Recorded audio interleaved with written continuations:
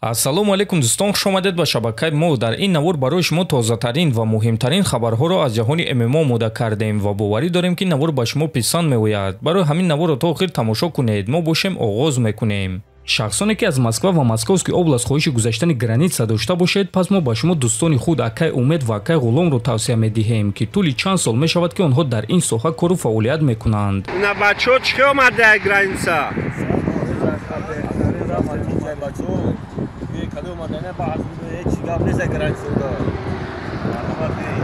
номерора канали паҳлавон куҷа гирифтем Акай Ғулом, Акай Умеда хай беҳтарин раҳмати калон ки рафтем 100% граница гузаштем. худи ҳозир ба номерҳои дар рӯи экран буда ё ин ки ба ватсапи номерҳои дар рӯи экран буда занг занед ва бо ин дӯстони мо граница гузашта ҳуҷҷатҳои худро хуб кунед. тобови ҷангори вазни 61 килограмми UFC Шон Омели баъди мағлубияташ дар муҳориба зидди Мераб Двалишвили аввалин фикрҳои худро баён кард. биёед суханҳои ӯро гӯш мекунем.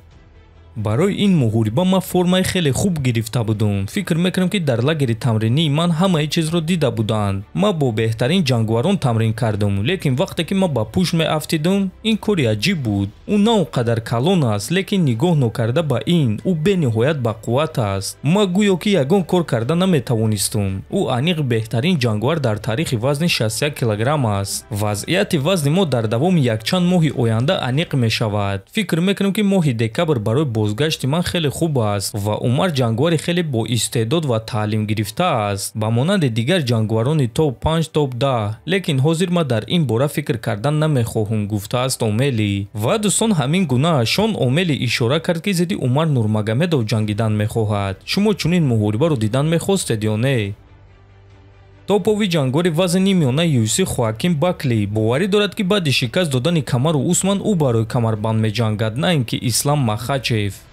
ҳамин ки ман Камару Усманро шикаст медиҳам, ягон гуна баҳс, ягон гуна гапу чап, ягон гуна асос намешавад ки ман дар навбатам. дар ин ҷо як шахс аз вазни сабук аст ки ба вазни мо омадааст ва фикр мекунад ки ҷои маро ишғол карда метавонад. мо ин корро намегузорем. муҳорибаи Махачев зидди Мадалена на он қадар муҳорибаи калон аст. ман сидқан боварӣ дорам ки Ислам бояд ки нишаста интизор шавад ки кай ман соҳиби камарбанд мешавам, чунки ман барои ӯ аз ҳама рақиби вазнин мешавам. ӯ маро ба замин афтонида ва нафасгир карда наметавонад. ман ягон маротиба дар карьераи худ таслим шудагӣ нестам ва ӯ аниқ бо ман дар стойка намеҷангад. агар ки бахти Ислам баландӣ кунад ва ӯ соҳиби муҳорибаи унвонӣ шавад ва Ҷекро шикаст диҳад, пас ӯ дар вазни мо намемонад. ӯ карьераи худро ба анҷом мерасонад ва аниқ аз чунин рақиб ба монанди ман мегурезад, гуфтааст Бакли. хотиррасон мекунем ки Хоаким Баклиро муҳориба зидди Камару Усман аллакай шаби 14 ба 15 июн дар турнири UFC Fight Night интизор аст ва онҳо дирӯз бори аввал муҳорибаи рӯбарӯ гузарониданд.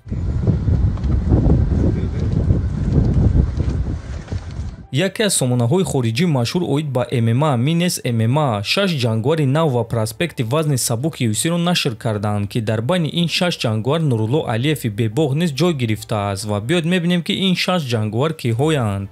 варзигари тоҷик Нурулло Алиев бо рекорди 10-0, варзигари бразилӣ Маурисио Руфи бо рекорди 12-1, варзигари озарбойҷонӣ Назим Садиқов бо рекорди 10-1, варзигари аргентинӣ Эстебан Рибович бо рекорди 14-2, варзигари амрикоӣ Чейз Хупер бо рекорди 16-3 ва варзигари словакии Людевит Клейн бо рекорди 23-5. ва дӯстон, ин ҷангвароне ҳастанд ки бисёриҳо боварӣ доранд ки онҳоро ояндаи дурахшон интизор аст ва онҳо ояндаи вазни сабуки UFC-анд. ва бояд қайд кард ки дар байни ин 6 ҷангвар чӣ гуна ки мебинед танҳо як ҷангвари бебохт аст ва ин ҷангвар албатта ки Нурулло Алиев аст ва мо дӯстон боварӣ дорем ки ӯ ҳамаи имкониятҳоро дорад то ин ки дар оянда чемпиони UFC шавад. ҳозир бошад ба ӯ дар рейтинг ба боло рафтан дар кор ва ҳамзамон таҷрибаи худро боз ҳам зиёдтар кардан дар кор. дӯстон, шумо боварӣ доред ки Нурулло Алиев дар оянда чемпиони UFC шуда метавонад ё не? метавонед фикрҳои худро нависед. ҳатман дар YouTube канали мо обуна шавед. то боздид, хонободу сарбаланд бошед.